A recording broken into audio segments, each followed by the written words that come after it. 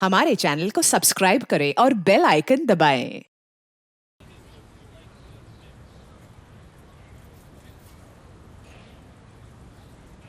आज मैं मेरे भाई को मार डालने वाली हूँ। आज उसकी जिंदगी का आखिरी दिन है।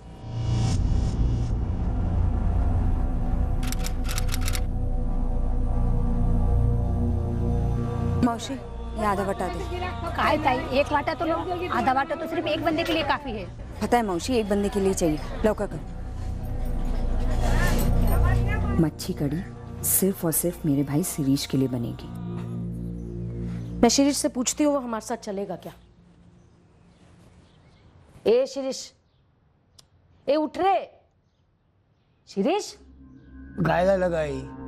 शिरीष, मैं और गौरी मंदिर जा रहे हैं कथा सुनने। सारा दिन वहीं लग जाएगा। घर पे कोई खाना नहीं बनेगा। तू चलेगा हमारे साथ? चलेगा हमारे साथ? अरे जाओ तुम लोग। तैयारी सुन, मेरे लिए मच्छी कड़ी चावल बना के जा। अभी बाहर जा रहा हूँ, लौट के खा लूंगा। पर अभी कौन बनाने बैठेगा? कथा के लिए भी देर हो रही है। मैं बोला ना बना के जा। मेरे को आज मच्छी कड़ी खाने का मन है और ये कथा वथा होती रहती है। अरे पर 7:30 बज गया है। हाँ वो भी रोज बजते हैं। चल जल्दी बना, मेरे को मच्छी कड़ी खाने का मन है। गौरी, ये मच्छी कड़ी की जिद कर रहा है। तू फटाफट जा और थोड़ी सी मच्छी ला दे मुझे। आई, तू मंदिर जा, मैं जल्दी से मच्छी कड़ी और चावल बना कर आती हूँ। नको ना, मैं बना लूंगी उसके लिए। तू बस मच्छी ला दे मुझे। आई, मैं जा रही हूँ, तो एक काम कर, चावल चढ़ा दे। मैं जल्दी से मच्छी कड़ी बनाकर मंदिर आती हूँ।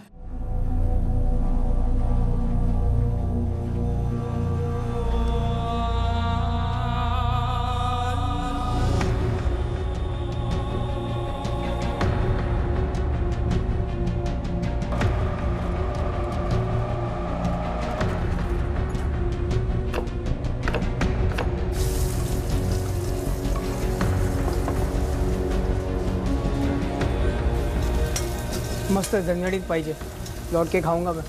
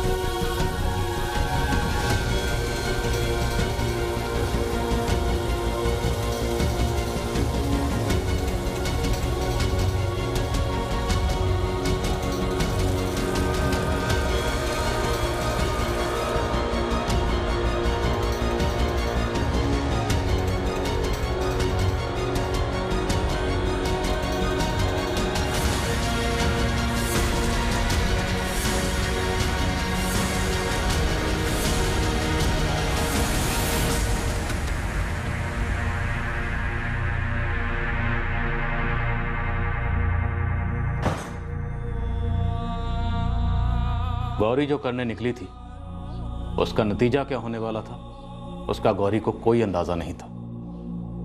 उसे भनक तक नहीं थी कि जो हत्या वो करने चली थी वो कितनी भयंकर तबाही मचाने जा रही थी।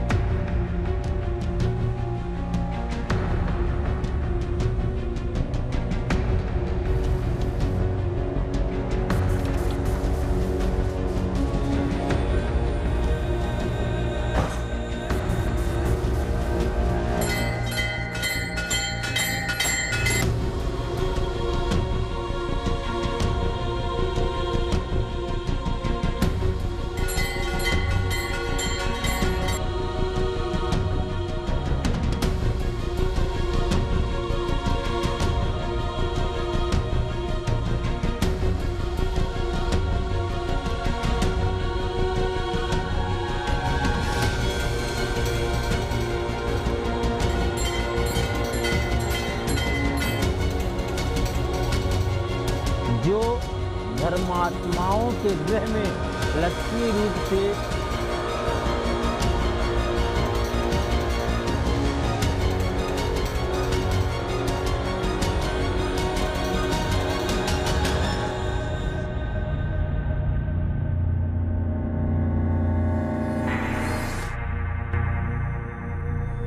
उम्मीद कर रही हूँ कि जब आई और मैं घर पहुँचेंगे तब शिरीष मर चुका होगा। मैं अपने आप को तैयार कर रही हूँ नाटक करने जब शिरीष की लाश सामने मिलेगी। मैं सोच ही रही थी कि तू मेरे साथ चले, और अच्छा होना तू चली गई मेरे साथ। अगर कोई सवाल पूछे गए मुझसे तो मैं उनके जवाबों को तैयार कर रही हूँ। और उनके साथ है नहीं कोई।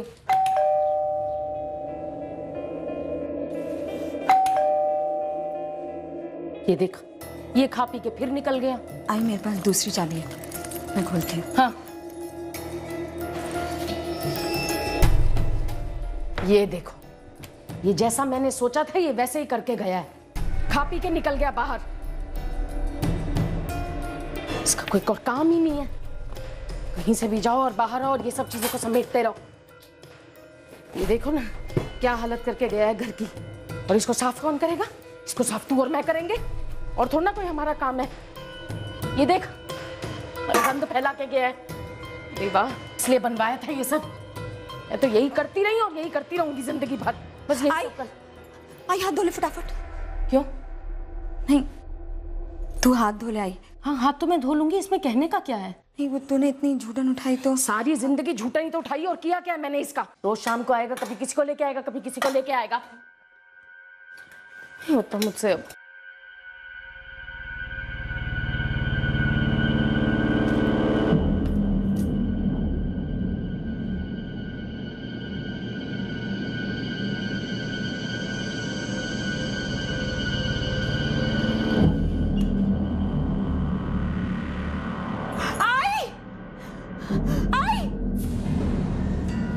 क्या हुआ गौरी? शिरीष,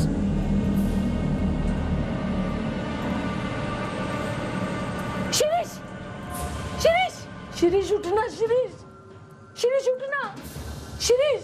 गौरी मुझे कुछ गड़बड़ लग रही, विष्णु भाऊ को बुला कर लेकर बोले। बुलाइए। शिरीष, शिरीष, ए शिरीष, शिरीष आंखें खोल रहे।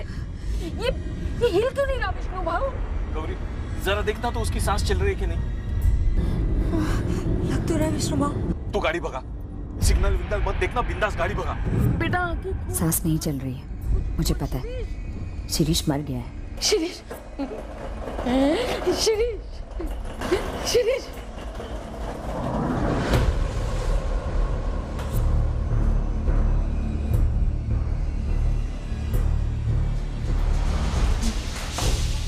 डॉक्टर साहब, डॉक्टर साहब।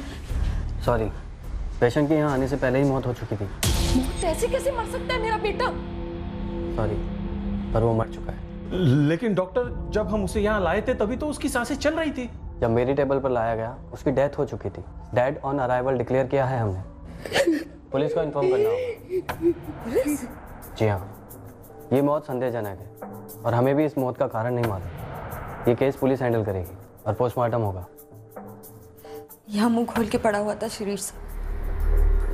बाहर वाले रूम में साथ देसी शराब की बोतलें पड़ी हुई। वो दारू पीने बैठा था। पता नहीं सर, मैं और आई तो मंदिर गए थे। जब लौट कर आए तो उसे ऐसी हालत में पाया।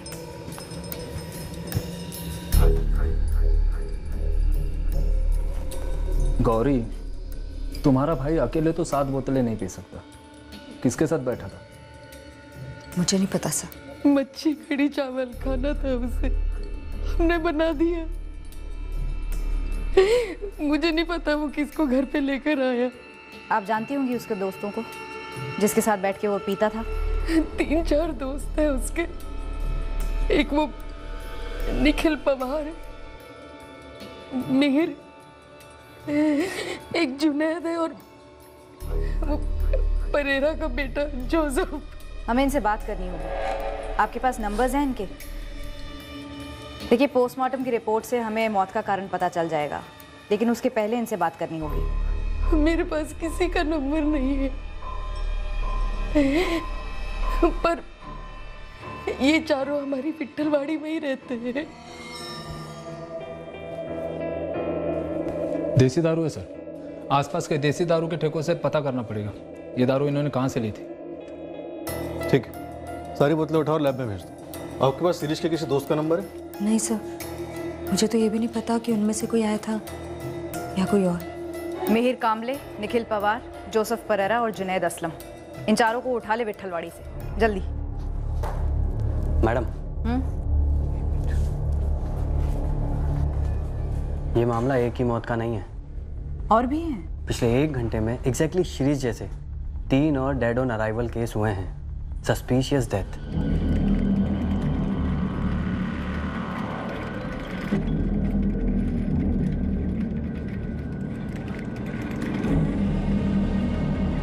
तीनों इसी तरह मरे?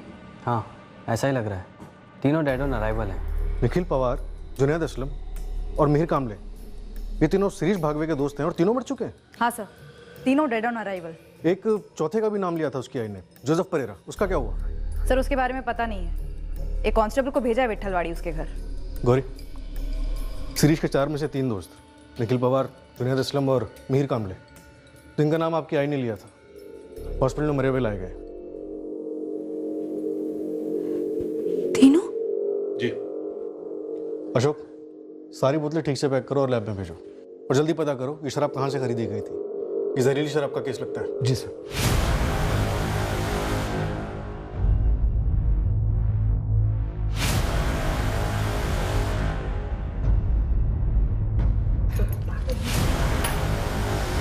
फिश का बास कमाल। चल जल्दी चटाई ले।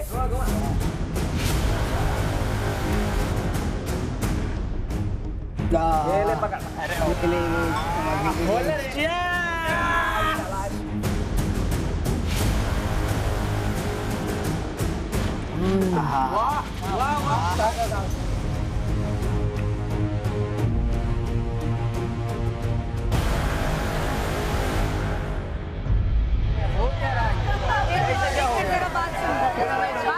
बात सुनिए, एक सेकंड पहले मेरी बात सुनिए। शांत हो जाइए, मेरी बात सुनिए, शांत हो जाइए। आप बोलिए क्या? आप बोलिए। पी के आया था पता नहीं कहाँ से, उसके बाद में घर में घुसा, 2 मिनट के लिए बैठा और गिर गया। निखिल काय झालं तुला? ए जुनैद उठ, कितनी पी रखी है बेशरम। ए जुनैद उठ। जुनैद कासिम, रुबीना देख तो जुनैद को क्या हो गया।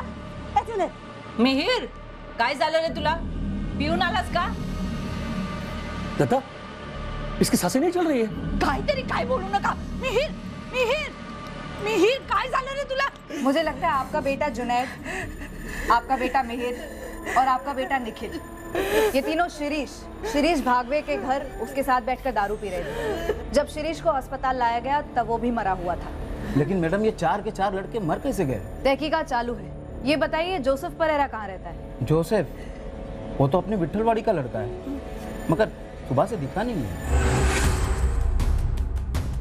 विट्ठलवाड़ी और उसके आसपास की शराब की दुकानों पर तफ्तीश करने के बाद हमें पता चला कि शिरीष और उसके दोस्तों ने वो शराब रमाकांत साकोलकर के ठेके से खरीदी थी।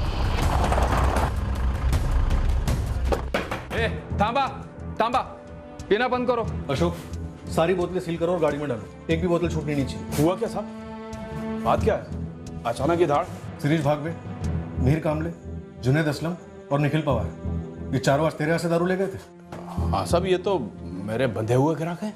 छूट गए, चारों आज इस दुनिया से छूट गए। आइला, कैसे साहब? कैसे? चलो निकलो, तुरंत जाके डॉक्टर को दिखाना, मिलावटी दारू है। चल। अरे नहीं साहब, मेरे यहाँ की दारू में कोई मिलावट हो ही नहीं सकती। तेरी दारू में आज दारू थी ही नहीं, सिर्फ जहर था। मेरे यहाँ की दारू में कोई मिलावट नहीं है, बहुत पुराना ठेका है मेरा।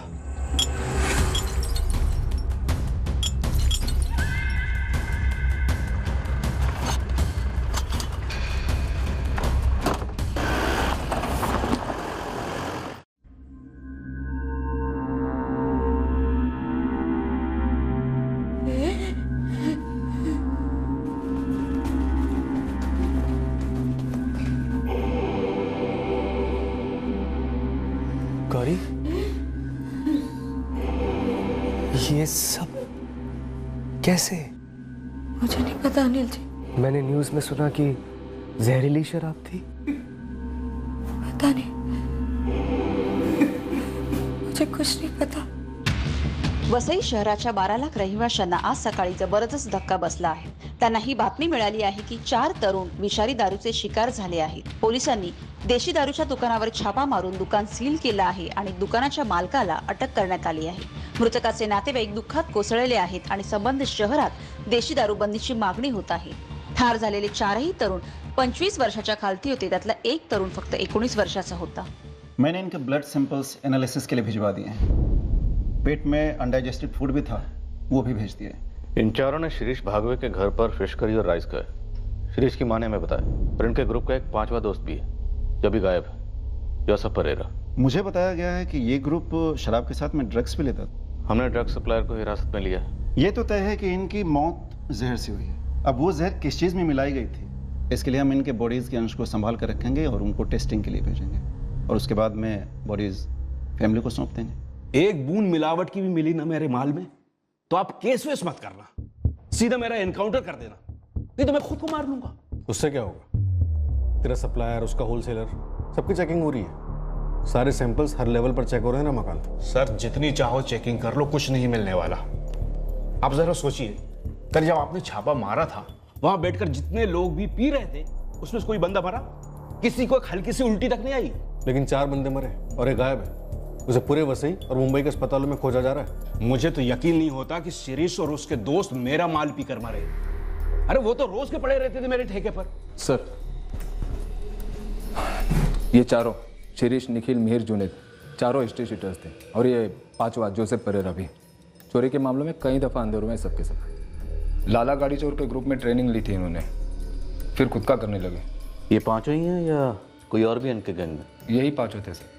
जोसेफ को ढूंढने गुरु खबरी को लगा दिया. किसी भी हॉस्पिटल से जोसेफ की कोई खबर नहीं? नहीं सर. और वो देसी ठेके का मालिक रमाकांत, उसने कुछ बताया?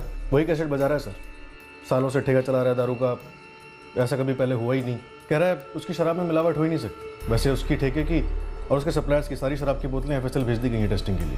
सर जिसने भी रमाकांत के ठेके पर शराब पी, उनमें से एक भी बंदा बीमार नहीं है. ये चारों जब कल दोपहर को शिरीष के घर पर दारू पी रहे थे, जोसेफ नहीं था वहाँ पे? वो पता नहीं है सर, अभी तक उसके बारे में कोई खबर मिली नहीं है हमें. और ये चारों तो है नहीं बताने के लिए. तो अगर जोसेफ को अभी तक कुछ नहीं हुआ तो कहीं ऐसा तो नहीं कि उसी ने इन चारों की शराब में जहर मिला दिया हो, उसके बाद फरार हो गया? शिरीष की माँ और बहन को बोला, उन्हीं से पूछते हैं कि क्या उसकी शिरीष के साथ कुछ अनबन थी. शिरीष की माँ अभी इस हालत में नहीं है कि कुछ ठीक ठीक बता सके. उसकी बहन से बात करने की कोशिश करते हैं. आई और मैं जब मंदिर से लौटे तो सब कुछ बिखरा हुआ था सर. आई ने ही सारी प्लेट्स उठाई थी. अब वो 4 थी या शायद 5, याद नहीं. तुम्हारे भाई शिरीष का उसके दोस्तों में से किसी से झगड़ा था? कोई अनबन थी, स्पेशली वो जोसेफ से? नहीं मैडम, मुझे इसके बारे में कुछ नहीं पता. तुम जॉब करती हो? जी सर, हाई एक्सप्रेस कोरियर्स में. तुम्हारा भाई शिरीष और उसके चारों दोस्त निखिल, मिहिर, जुनेद और जोसेफ चारों हिस्ट्री शीटर्स थे? जी सर. अरे ताहिर साहब, मेरी ताई को फोन मारो ना, बुलाओ ना उसको यार. अरे इतनी भी जल्दी क्या है? 2-3 दिन सड़ो यहाँ पे. मैं क्या बोलता है, नेक्स्ट टाइम से आपका कट अलग से रखूंगा. आई शपथ. एक नहीं 3 बाइक चुराए हैं उसने. तीनों जगह के सीसीटीवी में छपा है वो. बस ये आखिरी बार माफ कर दो, इसके बाद नहीं करेगा. ओ भागश्री भाई, ये कब तक ये माँ बेटी एक ही बात बोलेंगे? आगे से नहीं करेगा, आगे से नहीं करेगा. कब तक कमा कमा के उसके लिए जमानत करवाओगी? सर एक लास्ट चांस दे दो प्लीज. पिछली बार चांस देके मैंने गलती की थी. इस बार सीधा कंप्लेन रजिस्टर हुआ है, मामला अब कोर्ट में सुलझेगा. तुम चाहो तो वहाँ अर्जी डाल सकती हो जमानत की. मैं कुछ नहीं कर सकता. जमानत की अर्जी डाल देना. गौरी ताई, मेरी भी अर्जी डाल देना ना. इसकी भी डाल दे. पैसे लगते हैं शिरीष. बिल की रकम के अलावा वकील की फीस, चाय पानी. तो चढ़ता रहूँ मैं. इतने पैसे नहीं है शिरीष. मैं तुझे कितनी बार समझा चुकी हूँ, चोरी चकारी बंद करो. कोई ढंग लेक्चर लो कोई माला इकडे.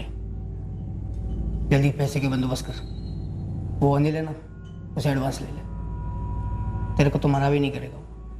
ऐसे कई बार उसकी जमानत कराई थी सर. भाई था, लेकिन उसके दोस्तों के साथ उसका क्या आंकड़ा था ये मुझे नहीं मालूम. मौत जहर से हुई है. अब जहर किस चीज में मिलाया गया था ये डिटेल पोस्टमार्टम रिपोर्ट से पता चलेगा. शराब में मिलावट थी ना? लग तो ऐसे ही रहा, पर पक्का नहीं कह सकते।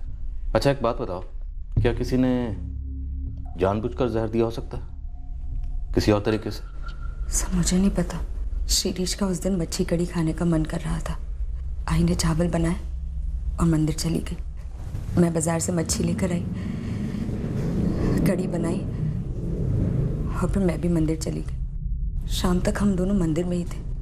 अब हमारे पीछे से घर पे शिरीष और उसके दोस्तों के बीच में क्या हुआ, क्या हमें नहीं पता सर।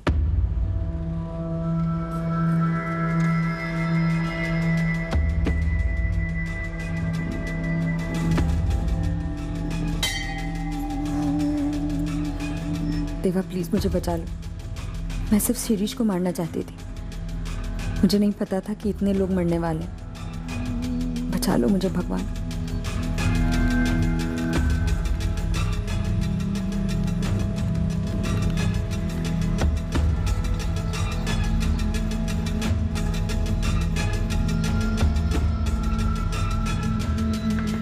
मामा जोसेफ,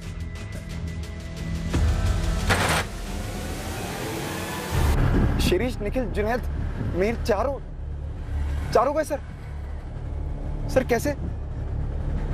सर कैसे सर? मेरे को तो यकीन ही नहीं हो रहा। तू जिंदा है इसका हमें यकीन नहीं हो रहा जोसेफ, तो तू यकीन दिला। सर 22 जुलाई को मैं वसई में था ही नहीं, मैं पूना में था। देख जोसेफ, आज 24, सच बोल 22 को क्या हुआ और 2 दिन पहले तू कहाँ गायब था?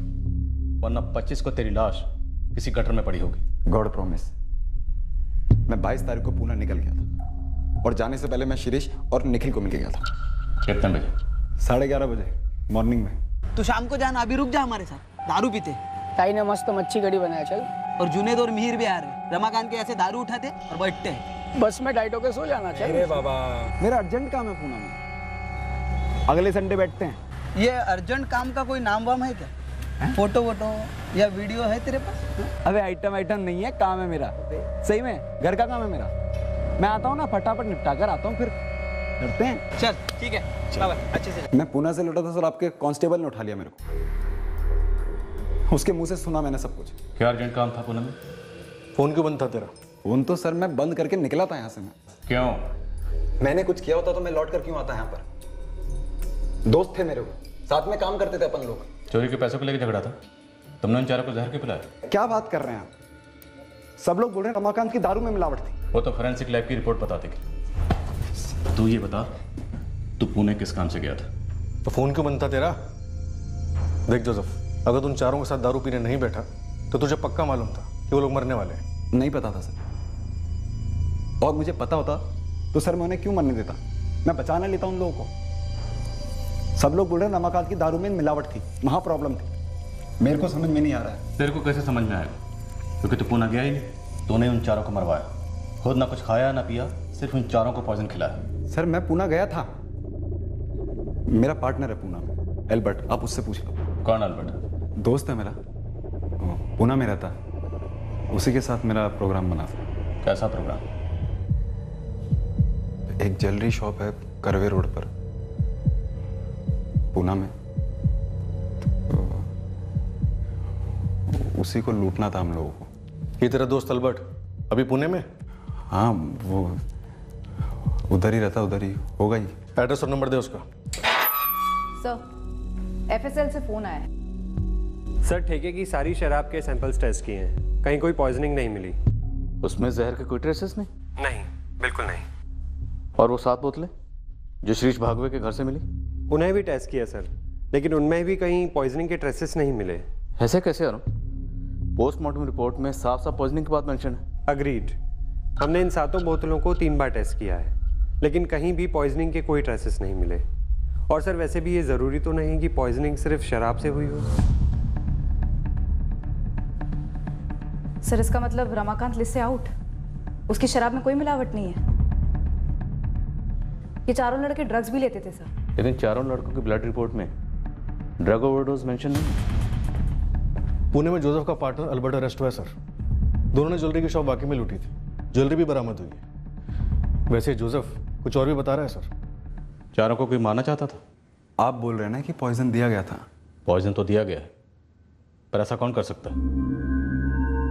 सर शिरीष की बहन है गौरी,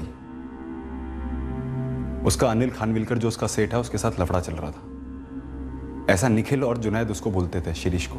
1 साल से चल रहा था। अबे तू मार क्यों रहा है? हाँ? तेरे को जो है वो बताया ना मैंने। ए निखिल चुप, मुंह बंद करते रहा अभी। लेकिन एक बात समझ ले, जो है वो है, बदलने वाला बिल्कुल नहीं है। सीरिया तू हम लोग पे काय को भड़क रहा है रे? जब हम लोग ने देखा ना तभी अपनी भी सटकी थी, समझा? देख शिरीष सुन, तेरी मम्मा भी उधर ही काम करती है ना, हाँ? तो उनसे पूछना क्या सही है क्या गलत है। तू नाराज काय को हो रहा है?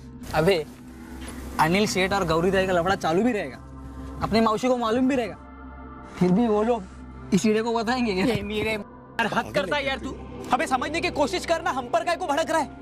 एक बात समझ ले तू, अनिल सेठ एक शादीशुदा सेटल आदमी है, गौरी ताई का फायदा उठा रहा है वो बस। हाँ, उसको मालूम है तेरी बहन तलाकशुदा है तो फ्री में मुंह मार रहा है साल। ए चुरे चुप। पूरे वर्ल्ड को पता था सर इस बारे में, अफेयर है, और शिरीष को उन दोनों से बहुत खुन्नस थी। तो ये जहर कौन दे सकता है? किसने दिया होगा और क्यों दिया होगा? क्यों दिया सर, ये तो जहर डालने वाले से पूछ लो आप। उसी से तो पूछ रहे हैं, तू भी तो हो सकता है ना वो। सर मैं उन लाशों में से हो सकता था, वो तो मैं गया नहीं उनके साथ, निकल लिया वहां से तो बच गया मैं।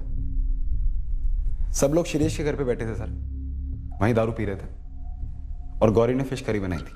गौरी? तो क्या गौरी ने जहर डाला होगा? पता नहीं सर, दोनों ब्रदर सिस्टर के बीच में इतना पॉइजन जमा हो गया था। गौरी को नहीं, उसके बॉस को बुलाओ, अनिल खानविलकर को। सर जोसेफ की बात से एक बात तो साफ है, हमें फिश करी और बर्तनों को भी भेजना चाहिए था फॉरेंसिक लैब में। साउंड प्लेट्स का क्या हुआ था? सर सारे धुल गए थे। अब तक हम सिर्फ शराब की बोतलों पे शक कर रहे थे, और गौरी और उसकी माँ ने जो बयान दिया हमने उसी को सच माना। ये शराब की बोतलें और ठेके की शराब हम दोनों चेक कराएंगे। जी।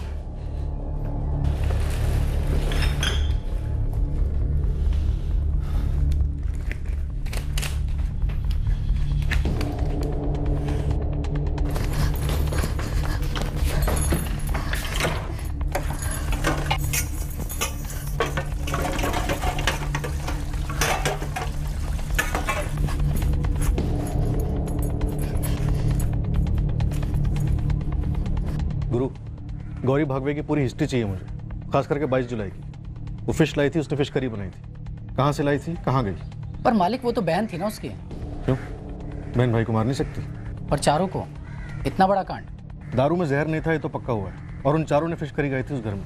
हाँ वैसे भी शिरीष माँ बेटी के लिए बहुत बड़ा सरदर्द तो था ही। ऊपर से सुना है शिरीष को गौरी और उसके बॉस अनिल के अफेयर को लेकर आपत्ति थी। अब सोच। पुलिस स्टेशन आना है। ओके जी, आता हूँ मैं। नहीं मैं नहीं बताऊंगा।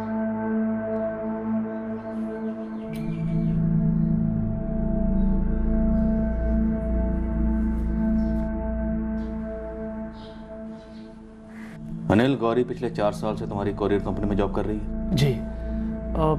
उसने डिवोर्स के बाद तुरंत ज्वाइन किया था। उसकी आई जो पिछले 12 साल से मेरे यहाँ जॉब कर रही थी वही उसे लेकर आई थी। हमें शक है कि गौरी ने अपने भाई शिरीष और उसके तीनों दोस्तों को जहर देकर मार डाला। क्या? गौरी ने? हो ही नहीं सकता सर, गौरी ऐसा क्यों करेगी? क्योंकि उसके भाई शिरीष को तुम्हारे और गौरी के अफेयर के बारे में पता चल गया था। झूठ है सर ये। सर शिरीष एक नंबर का यूजलेस लड़का था, एक तो नशेबाज, ऊपर से चोर, बेवजह अपनी बहन पर और मुझ पर घटिया इल्जाम लगा रहा था। तो अफेयर नहीं है? गौरी अपने तलाक के बाद बहुत मुश्किल दौर से गुजरी और फिर मेरे यहाँ काम पर लगी, और अब बहुत मेहनत से काम कर रही है, अपने बिखरे सपनों को बटोरने की कोशिश कर रही है। अनिल जी आप देखिए ना, अगर इसके लिए कुछ काम है तो आप इन्हें कल से भेज दीजिए, मैं देखता हूँ क्या कर सकता हूँ। सर एक तरह से भाग्यश्री ताई का लिहाज करके गौरी पर तरस खाकर मैंने उसे नौकरी दी। वैसे जगह खाली नहीं थी, पर बहुत जल्द मुझे समझ आ गया कि गौरी 4 लोगों का काम एक साथ कर सकती है। वो न सिर्फ काबिल है बल्कि ईमानदार और बेहद मेहनती।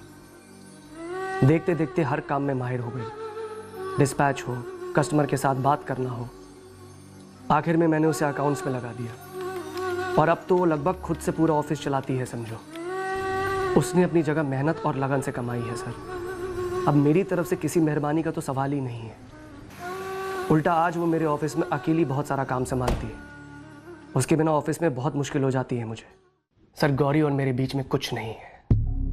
हाँ उसका बॉस और एक दोस्त होने के नाते मैं उसकी सिचुएशन को समझता हूँ, उसे इज्जत देता हूँ, उसका ख्याल रखता हूँ। सर मुझे बताइए, अगर मैं शाम को उसको घर ड्रॉप करने जाता हूँ तो उसका मतलब ये तो नहीं है कि हमारा अफेयर चल रहा है। सर मैं शादीशुदा हूँ और मैं अपने परिवार से बहुत खुश हूँ, और गौरी के मन में भी ऐसी कोई फीलिंग नहीं है सर, पर शिरीष के मन में यह जहर था।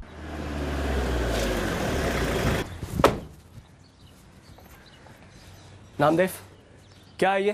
सामने जैसे मना किया यहाँ बैठ के मत पी, लेकिन ये मान ही नहीं रहा है। शिरीष, घर जा। गौरी के साथ जो भी चल रहा है सब बंद। तू अपनी बकवास बंद कर अभी। बकवास लग रहा है तेरे को ये सब? हाँ, ये बकवास चल रहा है। नामदेव, पुलिस को बुला। मिलिट्री बुला, फोन लगा, चल मिलिट्री बुला। आज किधर है गौरी? अब आ रहा। तू निकल गया। गौरी, इसे अभी के अभी यहाँ से निकालो। तू निकाल गौरी को यहाँ से अभी। तेरी बहन को अगर नौकरी छोड़नी होगी ना तो मुझे बोल देगी, तुझे बोलने की जरूरत नहीं है। वो क्यों बोलेगी? ये देख, चुप, तमाशा मत कर, निकल यहाँ से, निकल तू यहाँ से। तू रिजाइन दे अभी के अभी। पेपर लेके आए, चल। हाँ दे दूंगी, लेकिन पहले तू खुद एक अच्छी नौकरी पकड़, 1 महीना टेक, आई को हाथ में पगार दे, फिर छोड़ूंगी मेरी नौकरी। एक पैसा घर पे नहीं देता, बहन के पैसे से शराब पीता है, उल्टे सीधे धंधे करता है, जेल जाता है। यही जमानत कराती है ना तेरी, और उसी पर रौब जमा रहा है तू। शर्म नहीं आती तुझे? तुझसे तो ज्यादा आती है। घर पे बीवी है, बच्चे है, लेकिन सांप बाहर मुंह मारने चले। इसका क्या है? इसका शादी वादी टूट गया, घर पे धमक गई है, और तू मस्त फ्री फ्रेंड में मजा गुलाटी पे गुलाटी मार रहे है। हाँ, खुला मैदान जो मिला तुझे। कोई और होता ना तो मुंह तोड़ देता तेरा इस समय। हाथ लगा। तेरे जैसा भाई ना किसी को ना मिले, लेकिन इसके जैसी रखेल सबको मिले। क्यों? 4 आने की तनख्वाह दो और रुपए का मजा लो। वाह, पागल हो तुम क्या गौरी? अपने उस नालायक बदतमीज भाई की जमानत कराना चाहती हो? सब भाई है मेरा। देखो गौरी, मुझे तुम्हें लोन देने में कोई दिक्कत नहीं है, ना ही तुम्हारी आई को। तुम दोनों बहुत मेहनत करके पैसा कमाते हो, और मुझे पूरा भरोसा है समय से पहले लोन लौटा भी दोगे। मगर अपने उस बदतमीज भाई सर, आई की जान बसती है उसमें। अगर उसकी जमानत नहीं कराई ना तो आई की हालत खराब हो जाएगी। इतना कुछ करती थी गौरी शिरीष के लिए, उसे मार कैसे डालेगी? तंग आ गई होगी शिरीष की हरकतों से। और उसके दोस्त, उसके दोस्तों को भी ऐसी मार डालेगी। उनसे भी गुस्सा होगा, नाराजगी होगी किसी बात को लेकर। नहीं सर, मुझे नहीं लगता कि गौरी ऐसा कर सकती है। वैसे तुम्हारे और गौरी के अफेयर के बारे में शिरीष का जो दोस्त जिंदा बच गया उसने हमें बताया। सर झूठ है वो, वही सब साले उसके कान भर रहे थे। वही तो मैं कह रहा हूँ, गौरी को शिरीष के दोस्तों पर गुस्सा आया होगा, बहुत गुस्सा, इसलिए उसने सबको खत्म कर दिया। नहीं, इसमें जोसेफ का हाथ नहीं लगता सर। उसे पुणे पुलिस को हैंडओवर कर दिया है ज्वेलरी शॉप की चोरी के केस में। गौरी, जितना उसका बैकग्राउंड निकल के आया है सर, इतना तो क्लियर है कि उसने 1 नहीं 2 नहीं बल्कि कई बार अपने भाई की जमानत दी है। डिवोर्स ही थी, उस एंगल से कुछ निकला? 4 साल पहले क्लीन डिवोर्स हुआ था, ऐसा सुना है।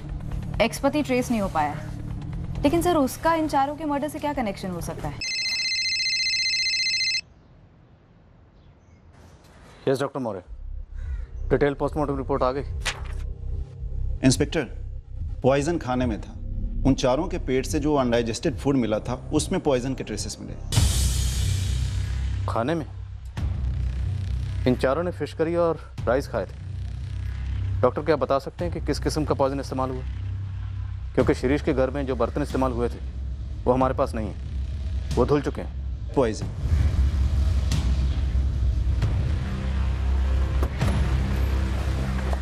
सर, गुरु से बात हुई, कह रहा था 22 जुलाई की सुबह गौरी पहले मच्छी मार्केट गई, उसके बाद घर, और फिर मंदिर, और फिर मंदिर से वापस घर अपनी माँ के साथ लौटी। गौरी के फोन रिकॉर्ड्स इस मूवमेंट से मैच करते हैं सर। डॉक्टर मौर्य का कहना है कि खाने में जहर मिलाएगी, पॉइजन। अब या तो वो मच्छी करी में मिलाया गया होगा या फिर चावल में।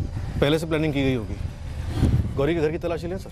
अगर प्लानिंग पहले से की गई है और बड़ी चालाकी से बर्तन धोए गए हैं फिर तो चांसेस बहुत कम है कि पीछे कोई निशान छोड़ा होगा। माँ बेटी को अलग अलग क्रैक करते हैं सर। पता चला दोनों की मिली भगत थी, या सिर्फ माँ का हाथ भी हो सकता है, या सिर्फ गौरी का।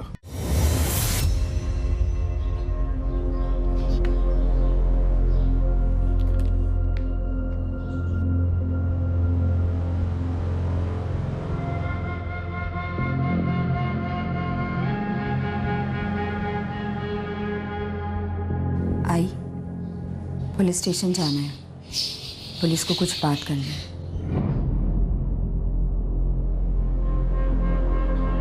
गौरी, शिरीष और उसके 3 दोस्तों को तुमने जहर दिया है।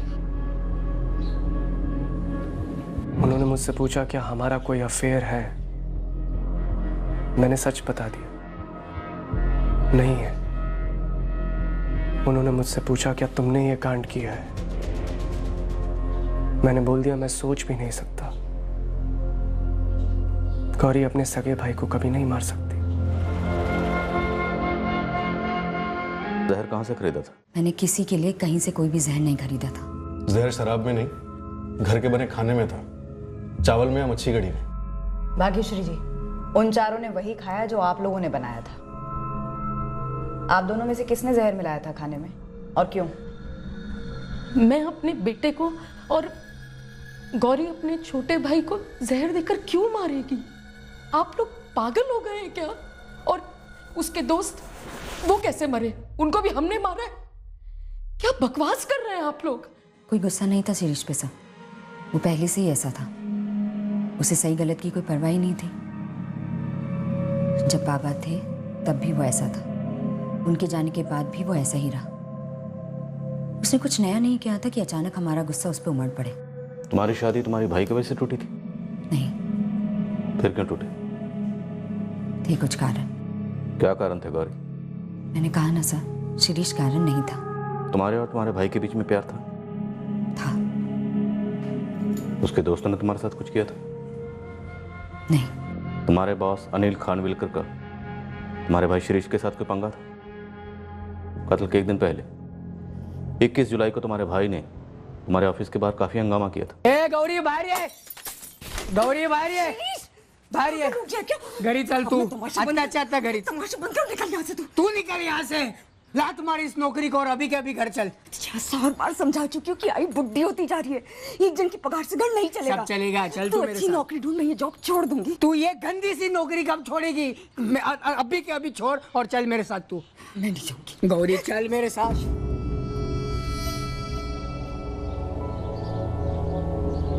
एक दिन पहले होना कोई बड़ी बात नहीं थी सर, ये तो आए दिन हुआ करता था। तुम अपने भाई की इन आए दिन की हरकतों से परेशान हो गए और फिर तुम्हारी बर्दाश्त करने की हद से बाहर हो गए। बर्दाश्त की ऐसी कोई लिमिट ही नहीं थी सर जो क्रॉस होती। ये तो रोज की परेशानी थी। गौरी तुम्हारी शादी में क्या परेशानी थी? तुम पिछले 4 साल से अपने भाई शिरीष को मारना चाह रही थी ना। जब से डिवोर्स के बाद तुम घर वापस आई थी, तुम्हारे भाई शिरीष को तुम्हारा इस तरह लौटना पसंद नहीं था। तुम दोनों के बीच में झगड़े होते थे, 4 साल से तनाव था। कोई तनाव नहीं था सर। मेरे डिवोर्स का मेरे भाई, मेरे आई या किसी से कोई लेना देना नहीं था सर। मैंने मेरे पति को छोड़ा क्योंकि उसने मुझसे झूठ कहा था। नरेंद्र, मैं थक गई हूँ, मैं थक गई हूँ नरेंद्र। शादी को 6 महीने हुए थे, हमारे बीच जिस्मानी संबंध ही नहीं बने थे। मुझे किसी तरह से टाल रहा था वो, मुझसे रहा नहीं गया। आखिर में उसने मुझे कारण बताया। मेरे पति नरेंद्र गायकवाड़ को औरतों में कोई दिलचस्पी नहीं थी सर, गे था। घर वाले पीछे पड़े हुए थे कि बच्चा क्यों नहीं हो रहा। क्या जवाब देते? ऐसी जिंदगी मुझे मंजूर नहीं थी सर, इसलिए मैंने डिवोर्स मांगा और उसने मना नहीं किया। शादी नहीं थी, धोखा था सर, गलती थी, इसलिए मैंने ये शादी तोड़ दी। और शिरीष के कत्ल का क्या कारण था? मुझे नहीं पता सर, जिसने कत्ल किया उससे जाके पूछिए। सारे सबूत धो दिए गए, हमें सिर्फ शराब की बोतलें मिली। तो जब घर लौटे तो सबसे पहले गौरी ने बर्तन धो दिए, है ना? इसमें कुछ नया नहीं था। शिरीष के जूठे बर्तन धोना, उसका सारा काम करना, ये तो रोज का काम था। और मैंने बर्तन उठाकर सिंक में रखे थे। भाग्यश्री जी सच बोल दीजिए, क्या आप भी इस कांड में शामिल थी?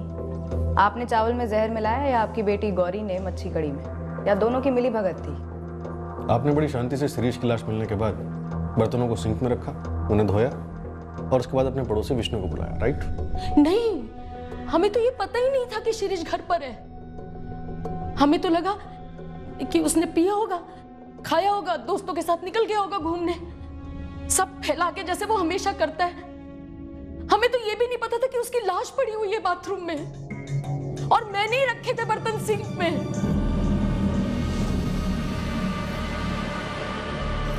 आई हाथ धो ले फटाफट। क्यों? नहीं, तू हाथ धो ले आई। अब तो सच बोल ही दीजिए भाग्यश्री जी।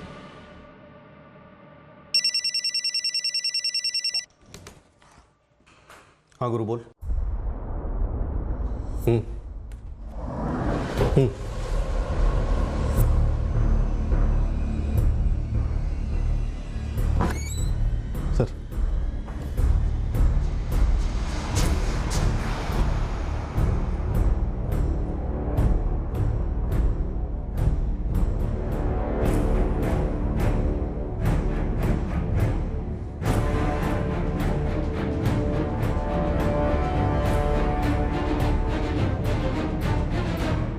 सॉरी गौरी, हमने तुम पर शक किया।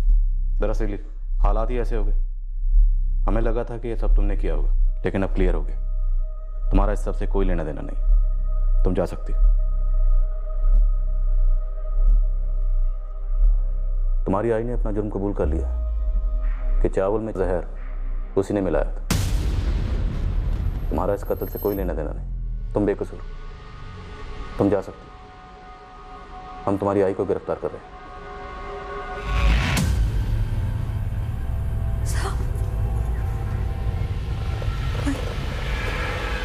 आई ने जहर नहीं मिलाया सर।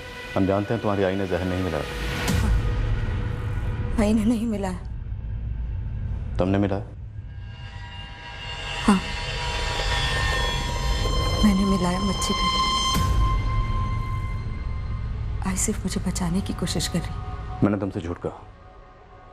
तुम्हारी आई ने हमसे कुछ नहीं कहा। उसने कोई जुर्म कबूल नहीं किया। वो सब मैंने तुम्हें ऐसे ही कहा, लेकिन शायद तुम्हारी आई जान गई कि ये सब तुमने किया। एहसास हो गया उसे। गौरी को उसे मारने की क्या जरूरत थी? मैंने माना वो हमें बहुत तकलीफ देता था, पर था तो हमारा अपना ही ना। गौरी बोली नहीं है कि उसने क्यों मारा शिरीष को या उसके दोस्तों को,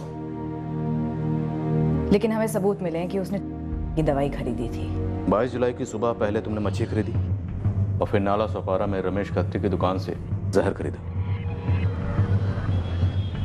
संभाल के इस्तेमाल करना मैडम, इसे सिर्फ घर के ड्रेनेज में डालना, और वो भी एकदम थोड़ा सा, और हाथ अच्छी तरह से धो लेना साबुन से इसके इस्तेमाल के बाद।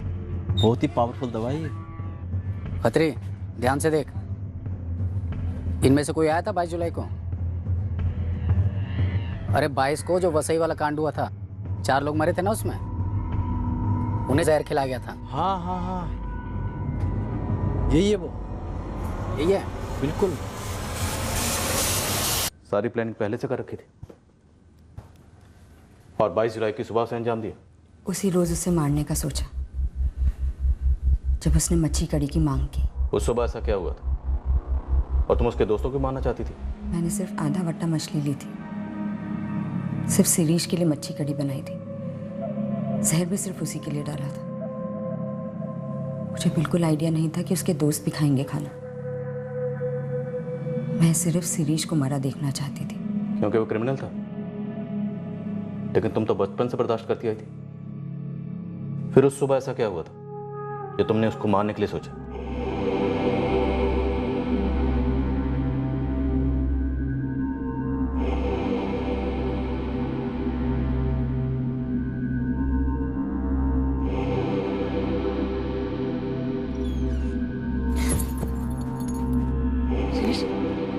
निकल यहाँ से,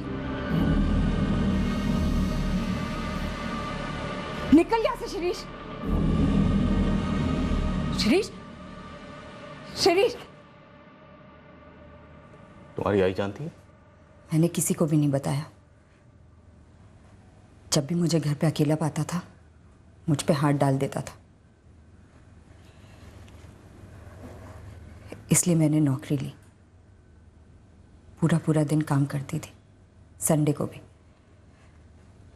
ताकि उसके साथ घर पे अकेले ना रहना पड़े। हर बार सोचती थी कि अगर आई को पता चलेगा तो उस पर क्या बीतेगी। शिरीष को अनिल के साथ या मेरे किसी और अफेयर से कोई प्रॉब्लम नहीं थी। वो मेरी जॉब इसलिए छुड़वाना चाहता था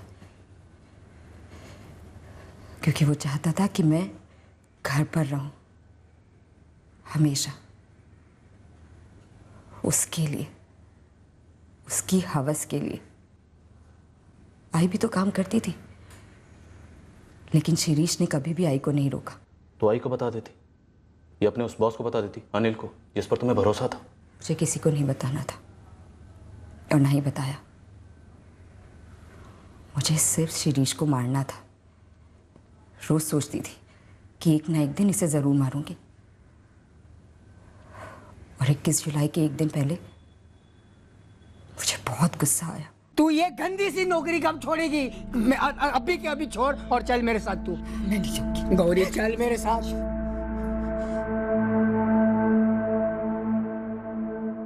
शहर खरीदने के बाद भी कई बार सोचा नहीं देती।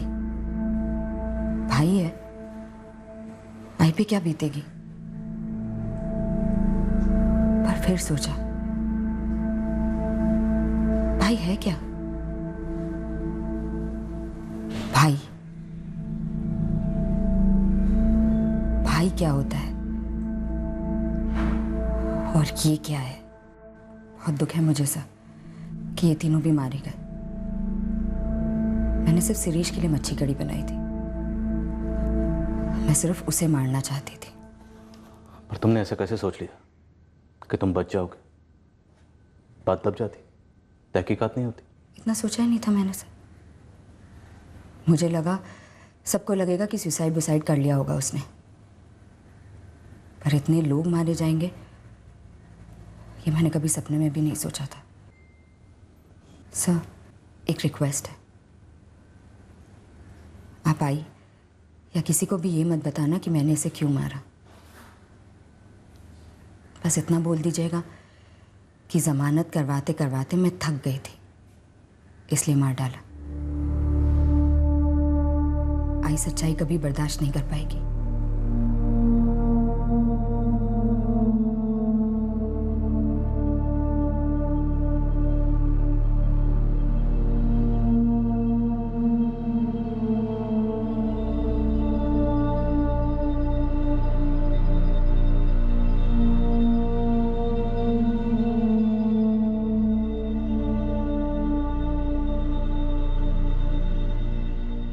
घर की चार दीवारों के बीच परिवार के किसी सदस्य के हाथों लैंगिक शोषण होना एक भयंकर हकीकत है।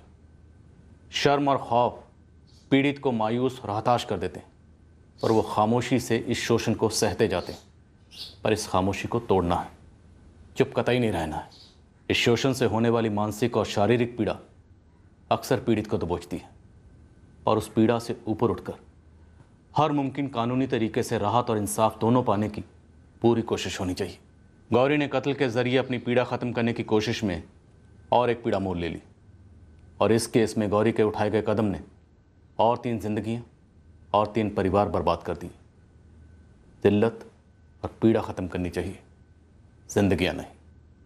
फिर मिलेंगे एक और केस के साथ। क्राइम पेट्रोल सतर्क। जय Hind. For more updates, subscribe to our channel, click the show links and enjoy watching the videos.